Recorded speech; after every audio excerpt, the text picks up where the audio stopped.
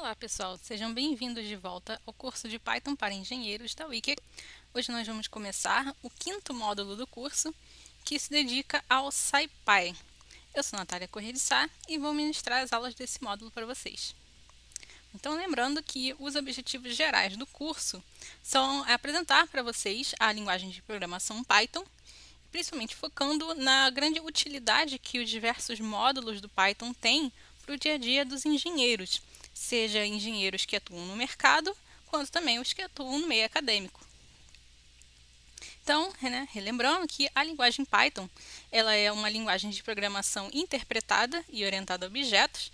Significa que você precisa de um programa interpretador para poder que vai entender o código dela e ser responsável pela execução, sem precisar passar por um processo de compilação, que é a tradução para o código da máquina.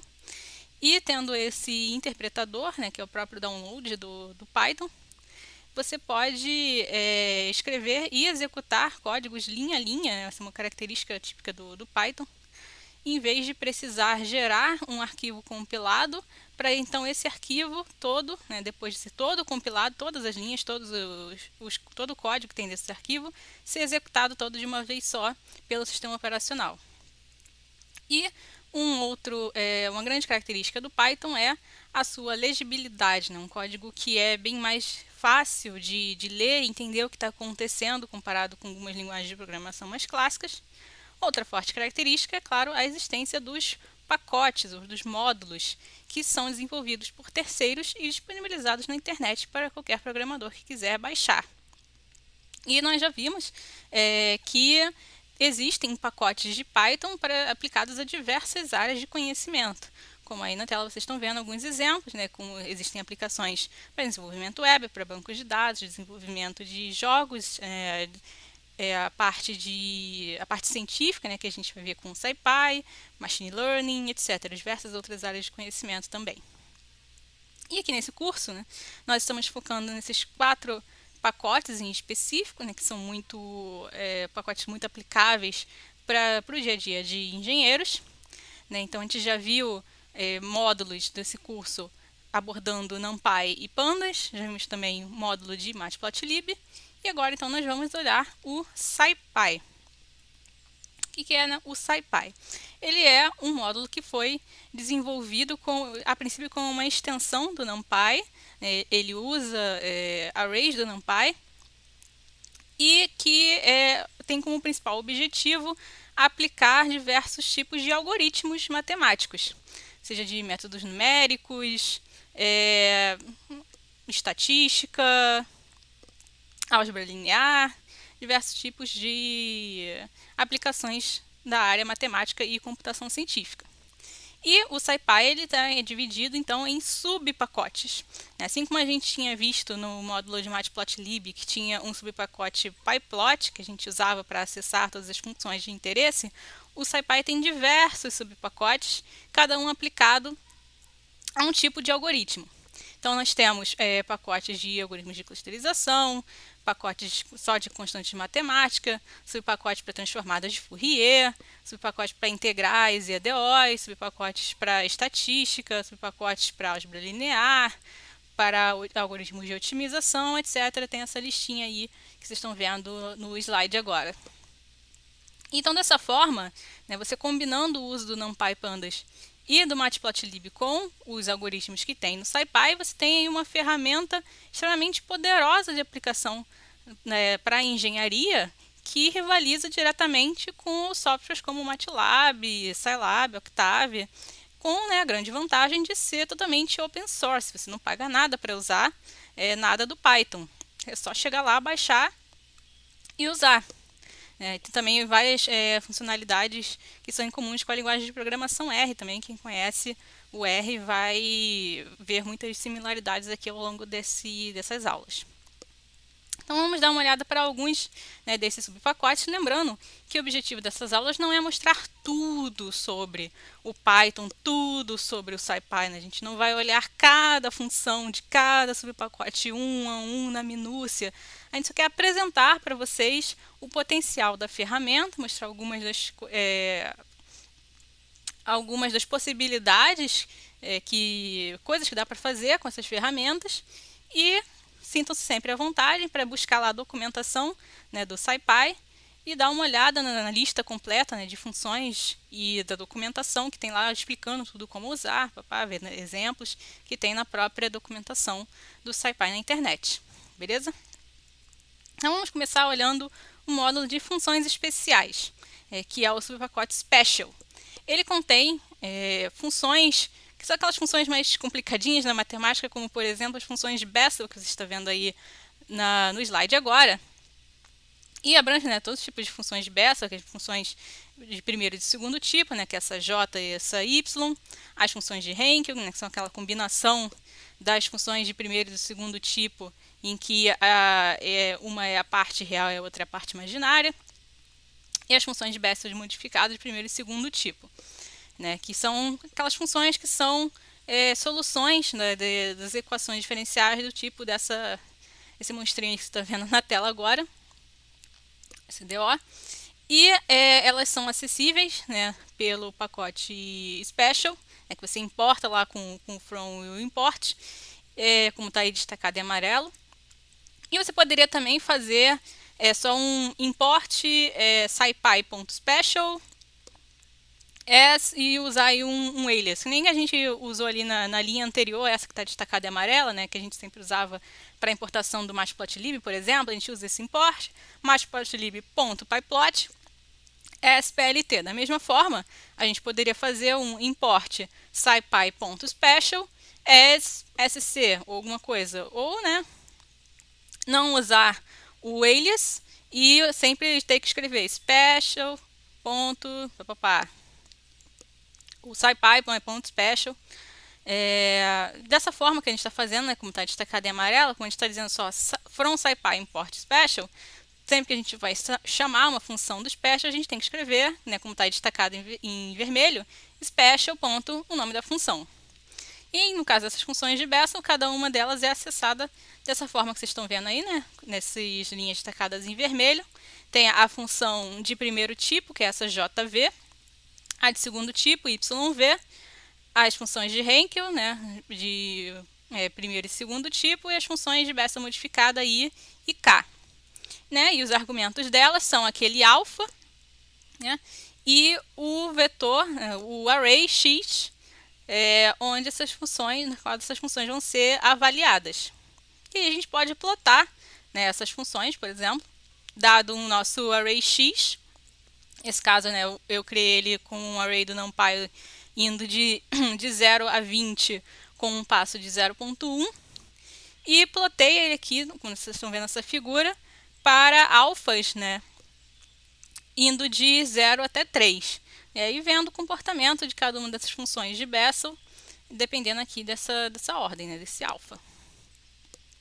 Então, elas são... Lembrando, então, que, como vocês estão vendo, elas retornam arrays. Vocês vendo como está sendo feito o acesso delas, né, pelo plot do matplotlib. Eu estou plotando o x e depois chamando essas funções que elas estão funcionando como o nosso array y, né, do nosso eixo de ordenados. Então, o retorno delas é um array que para cada ponto desse array vai ser a função de Bessel, que está sendo chamada, avaliada no ponto x do array x que foi fornecido para ela. E elas têm também, você pode realizar diversas operações com essas funções de Bessel. Você pode também chamar, existem chamadas de funções de logaritmos e de inversos dessas funções especiais. E além das funções de Bessel, também tem várias outras, né, como tem também a função gama e beta, que estão definidas aí na tela. E para todas as funções especiais do Special, né, você tem esse mesmo padrão. Você tem sempre uma forma de logaritmo dela que você pode chamar, que eu estou mostrando aí, por exemplo, a função logaritmo da função beta, aí destacada em amarelo. E tem também a função inversa, né, que é geralmente com esse R na frente, como eu estou chamando aí para a função gama, destacada em vermelho. Então tem sempre esse padrão. Se você for lá na documentação do scipy.special, você vai ver todos os tipos de funções que podem ser chamadas para cada função especial. Então, a gente viu Bessel, a gente viu a função gama, a gente viu a função beta. Um outro exemplo também é a função erro, né, aquela função erf. E tem também algumas variações dela, né, no SciPy Special, que são o erro complementar, essa erro inverso, inverso da função erro.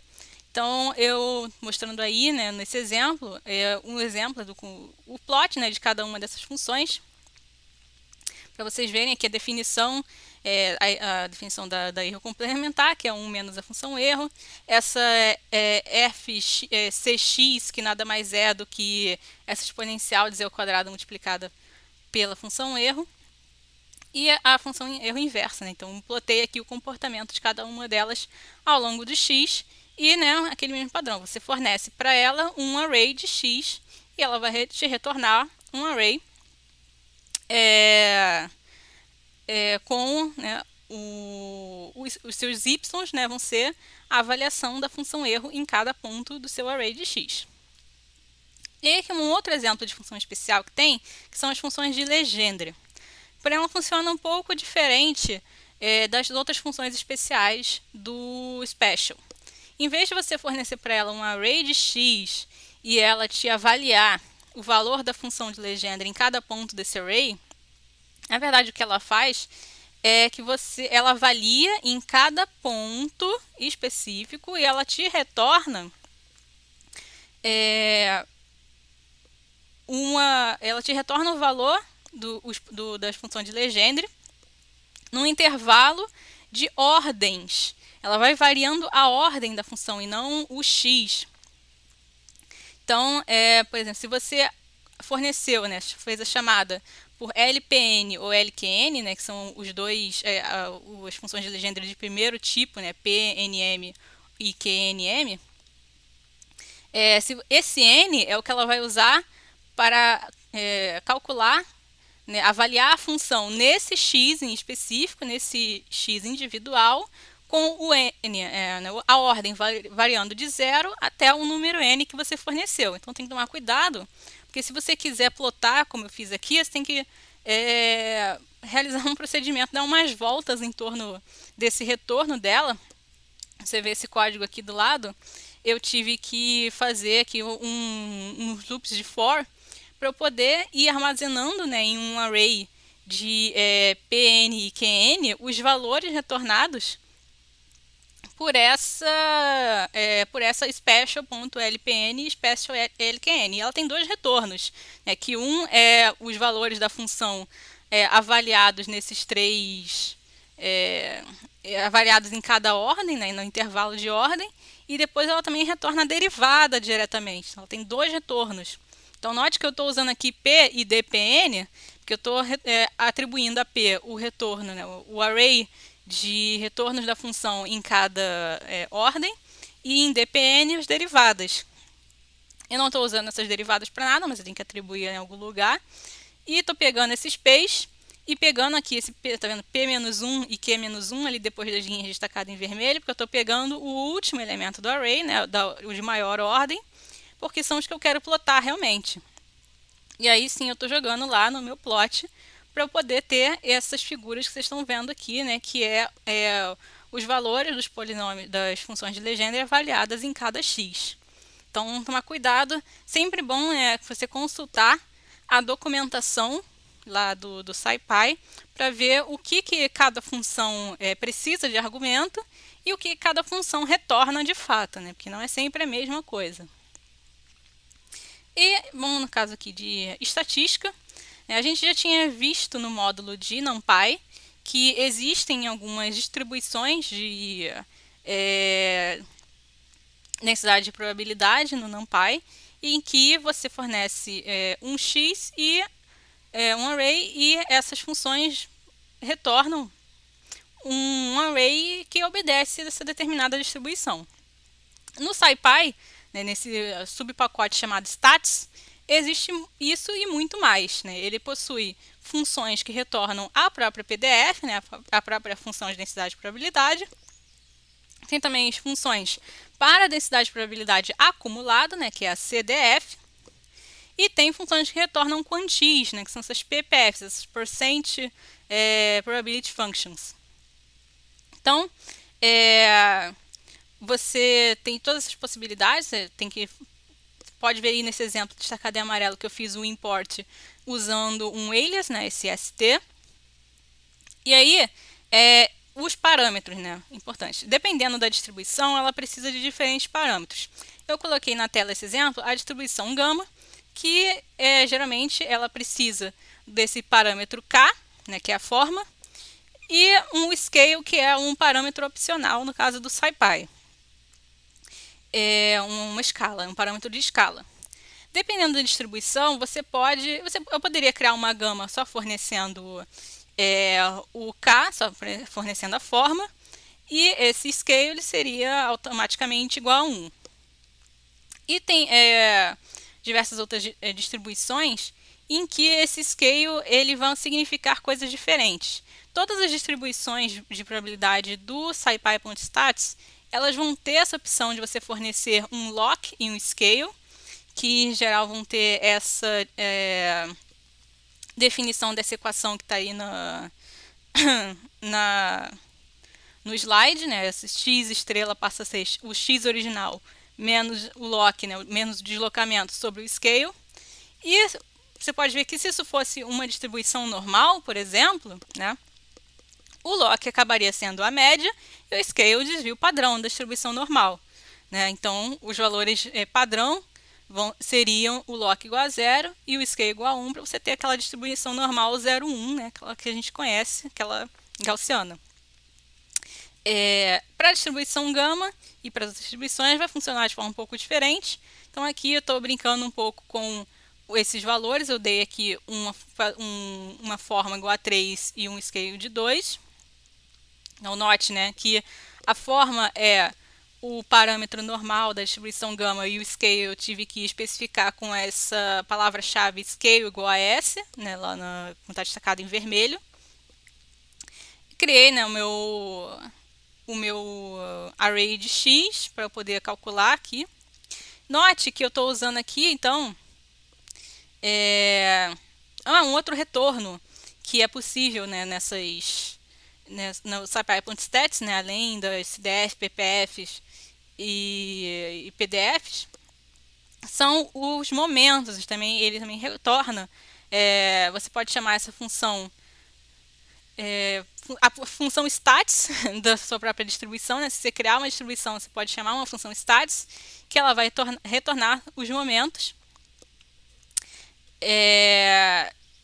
E você coloca nessa opção, que está aí entre essas aspas, esse moments igual, essas letras que estão dentro dessas aspas vão ser quais momentos elas vão calcular. Se você quiser só a média, por exemplo, você colocaria só o M, que é o min.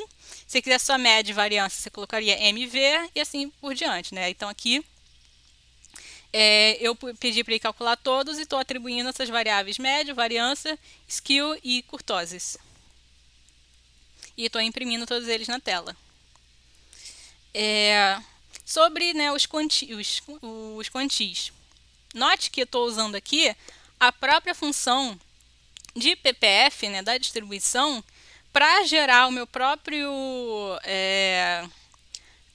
array de x, obedecendo aqui os percentis de 1% e de 99%, como está destacado aí em amarelo, né? Então, estou usando esse PPF. Primeiro, eu estou dizendo qual é o percentil, né? 0,01, então 1%, e depois o 0,99 para 99%. E estou usando esses caras como os limites superiores e inferiores do meu array, né? Usando aí o linspace do NumPy. Então, note que isso é uma aplicação, né, dessas funções dos quantis. E depois estou chamando aqui, né, a PDF. E estou plotando ela aqui para gerar essa figura. Então, além, né, de eu fazer dessa forma aqui, de criar um nome para a minha distribuição, né, para o meu objeto da distribuição, e chamar lá o stats, nome da distribuição, papapá, eu poderia também né, e chamar aqui esse dice, né, que é o nome desse objeto que eu criei, como está destacado em vermelho, dice.pdf, para poder gerar de fato a PDF. Eu poderia criar direto, chamar st.gama.pdf e dar os parâmetros. Mas, né, eu ter criado esse objeto aí que eu chamei de dist é útil porque depois eu não preciso ficar. Bom, se eu quisesse depois chamar a CDF dela também, né, a probabilidade cumulativa, eu não precisaria dar os parâmetros de novo, né? Eu já criei aquele objeto daquela distribuição com aqueles parâmetros, então eu posso depois chamar a PDF, posso chamar a CDF dela e não precisar ficar fornecendo os parâmetros toda hora. Então é uma vantagem. E, né, eu coloquei aqui nesse slide o link para a documentação aqui do SciPy, que você pode ver todos os tipos de distribuição, porque tem muitos tipos de distribuição. Tem uma lista enorme de distribuições de densidade de probabilidade para todas as necessidades. Coloquei aqui só alguns poucos exemplos de umas distribuições aqui mais variadas, mas tem muito mais além disso. Vários tipos de distribuição mesmo. E também temos, né, disponíveis no scipy.stats o teste T de Student e o teste de Kolmogorov-Smirnov.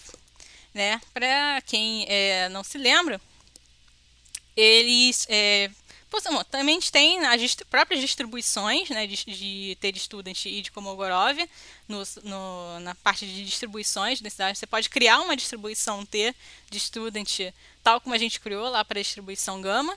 A mesma coisa para Kolmogorov, né, que a gente tem o scipystats.t e scipystats.ks1 e ks2 para Kolmogorov unicaudal e bicaudal. Mas também a gente pode aplicar diretamente os testes.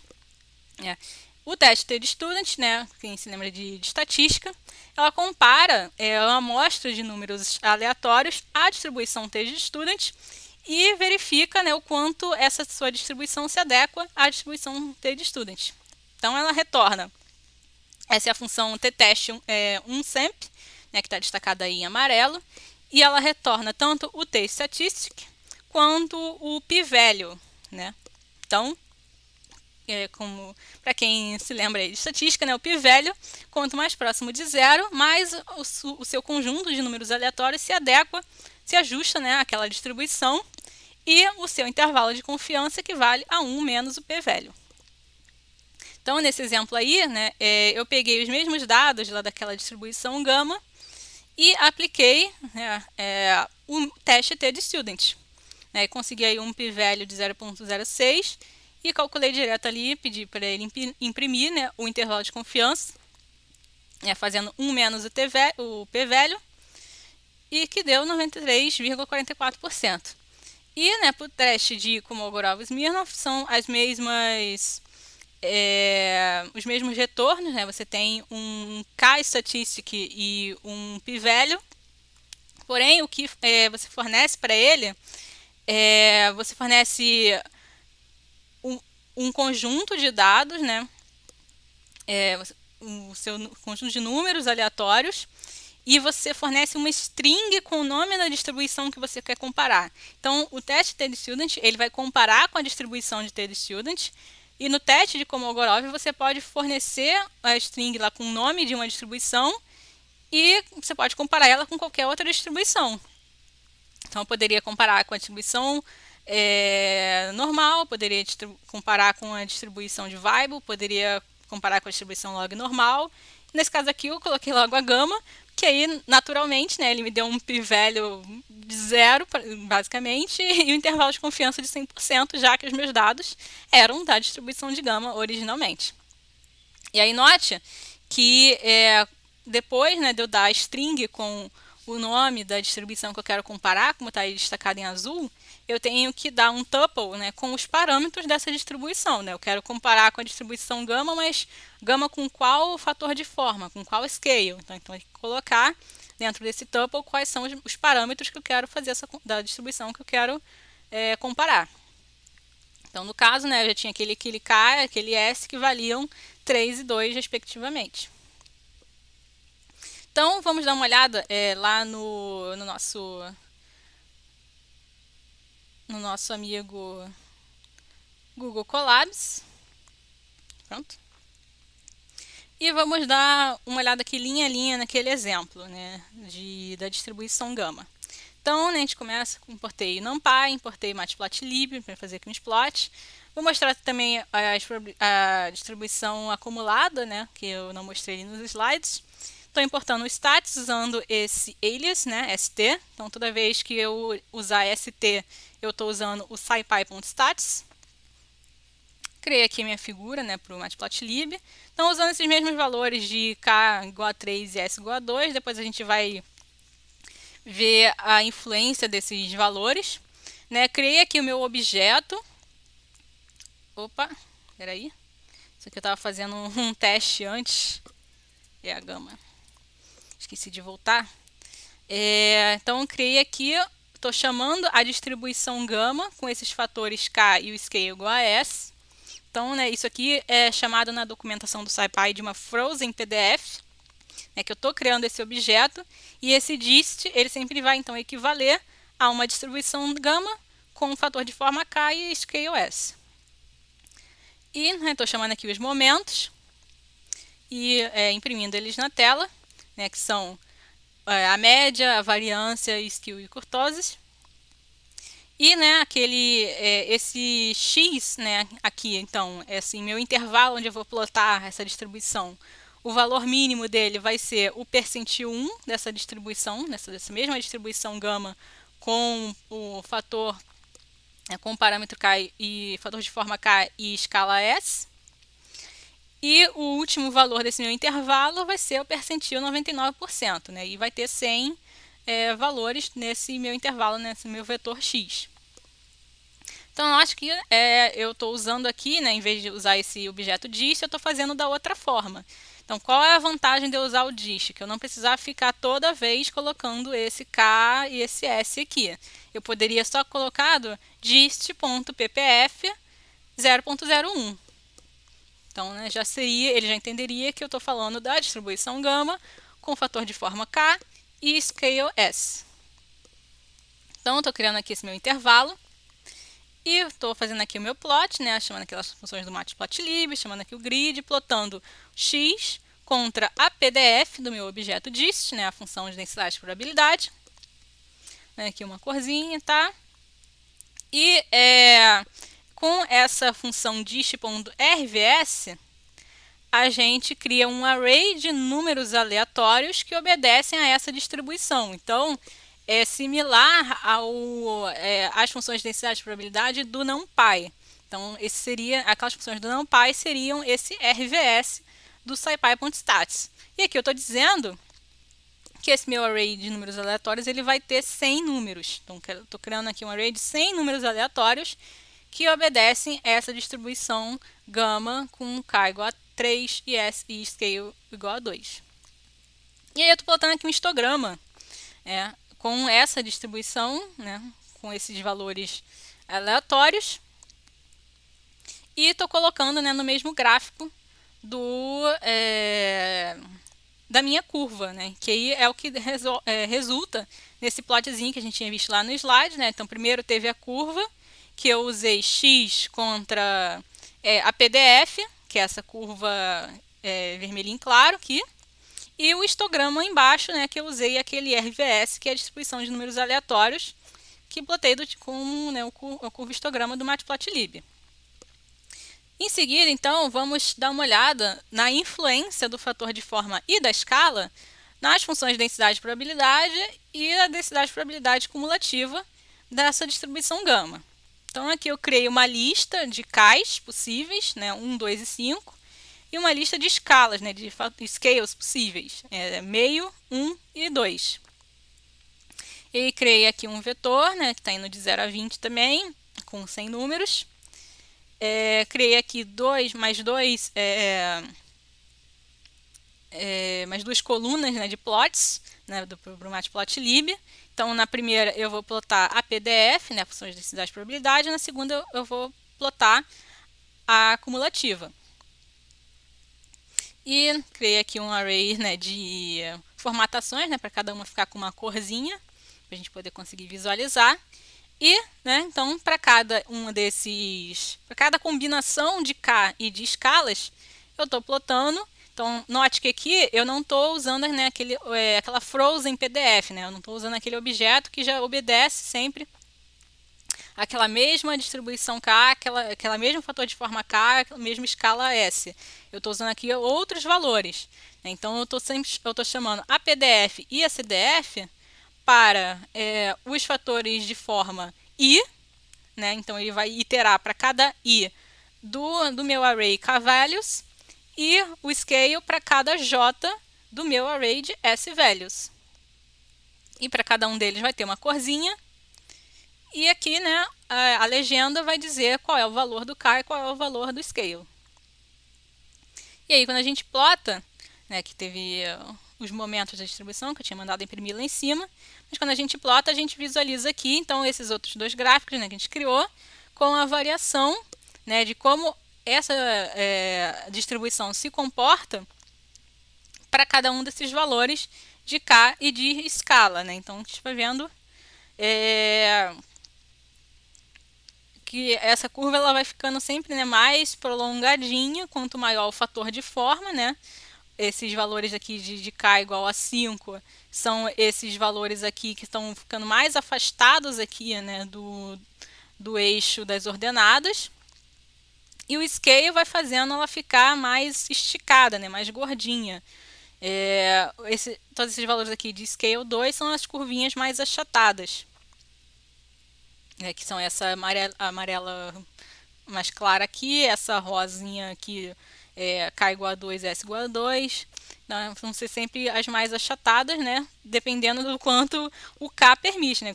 Esse fator de forma aqui, K igual a 1, ele ainda não é o suficiente para minha curva achatar, porque ele está muito próximo aqui do eixo das ordenadas. Você nem consegue ver o pico dele aqui, desse K igual a 1 e S igual a 2, né? Está muito colado aqui. Mas, pelo menos você já vê que ele bateria aqui, porque o K igual a 1, né, para o S meio e S igual a 1, você nem vê, né? Está saindo aqui do nosso limite de 1. Né? E, né, os comportamentos das distribuições acumuladas, né? Então, você vê que para o nosso K igual a 5 com o último fator de escala, ele nem está chegando aqui ao 100%, né? Eu precisaria de mais números no meu intervalo para ele poder chegar aqui, né, ao 100% de probabilidade acumulada. Eu precisaria de mais do que 20 números no meu array. Então, essa primeira aula nós vamos encerrar por aqui. Vejo vocês na próxima aula desse módulo de SciPy. Espero que vocês tenham gostado e aprendido bem esses conceitos. Até a próxima!